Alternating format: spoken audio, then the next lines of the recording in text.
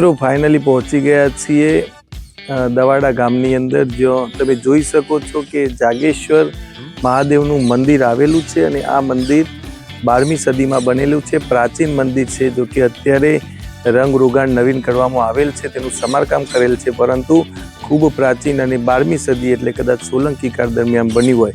તો અંદર જઈને આપણે મિત્રો જોઈએ કે કેવા પ્રકારનું મંદિર છે. તો ચાલો મિત્રો અંદર જઈને જોઈએ. આ એનો મુખ્ય ગેટ છે, જો કે તારું મારેલું છે અહીંયા, અને આ નાના દરવાજા દ્વારા અંદર જવાનું છે.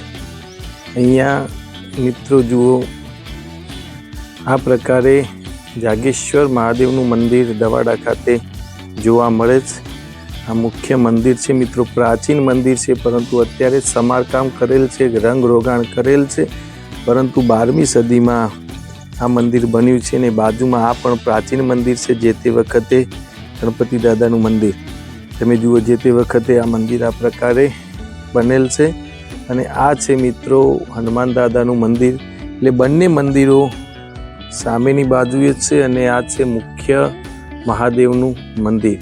જાગેશ્વર મહાદેવનું મંદિર અત્યારે નવીન કરવામાં આવ્યું છે. અંદર જઈને જોઈએ મિત્રો, તો આ પ્રકારે મંદિર જોવા મળે છે.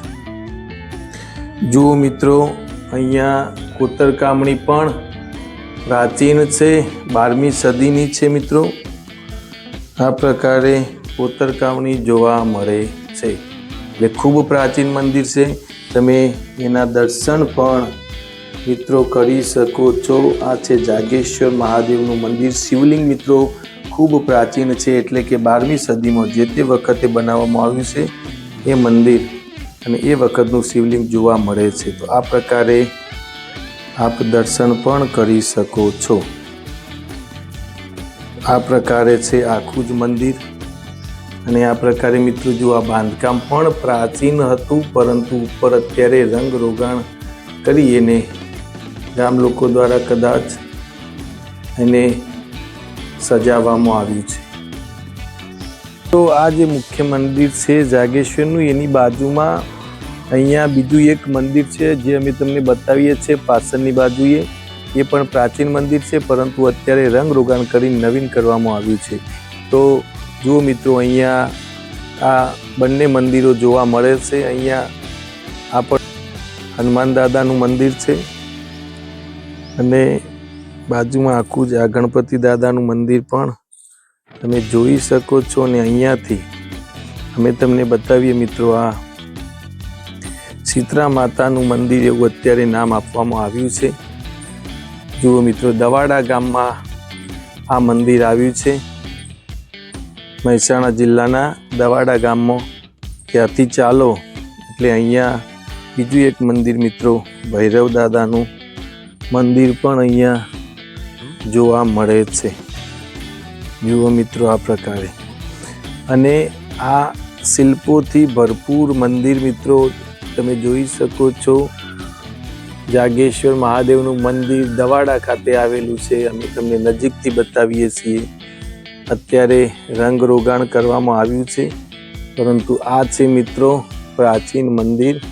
તમે શિલ્પ સ્થાપત્ય નિહાળી શકો છો. આખું જ ચોમેર મંદિર શિલ્પોથી ભરાયેલું છે. ખૂબ સુંદર અને ઐતિહાસિક શિલ્પો છે મિત્રો, આ આપ જોઈ શકો છો. જુઓ મિત્રો, આ પ્રકારે આખું જ મંદિર છે શિલ્પોથી ભરપૂર. જે તે વખતે પણ તમે જુઓ મિત્રો, પાણી માટે, શિવલિંગમાંથી આવતા પાણી માટેની પણ આ સગવડ જે તે વખતે રાજાઓ દ્વારા કરવામાં આવી છે. જુઓ મિત્રો, આ દવાડાનું ઐતિહાસિક મંદિર જે સોલંકી કાળ સાથે જોડાયેલું છે અને 12મી સદીમાં નિર્માણ પામ્યું છે. આ છે મિત્રો જાગેશ્વર ધામ દવાડા. મુખ્ય મંદિરની પાછળ આ જે શીતળા માતાજીનું મંદિર છે એ પણ પ્રાચીન છે મિત્રો. એ પણ અમે તમને બતાવીએ. તમે જુઓ, શિલ્પકલાથી ભરપૂર છે આ મંદિર. તમે જુઓ, પ્રાચીન શિલ્પો પણ અહીંયા જોવા મળે છે. શિલ્પોથી ભરપૂર આ મંદિરો છે મિત્રો, જે દવાડા ખાતે આવેલા છે અને લાગે છે કે પુરાતન વિભાગના હસ્તક આ મંદિરો નથી. જુઓ મિત્રો, તો આ પ્રકારે મિત્રો આ મંદિરની આજુબાજુ આગળ પાછળ, આગળ 2 અને પાછળ 2 અમે તમને બતાવ્યા. આગળના 2 છે અને આ પ્રકારે એક પાછળ છે અને એક ડાબી બાજુએ છે. આ પ્રકારે મંદિરની ચારે બાજુએ 4 પ્રાચીન મંદિરો આવેલા છે અને વચમાં આ જાગેશ્વરનું મંદિર આવેલું છે, જે અમે તમને બતાવ્યું. તો આ છે મિત્રો આખું જ જાગેશ્વરનું પ્રાચીન મંદિર, જે 12મી સદીમાં નિર્માણ પામ્યું છે.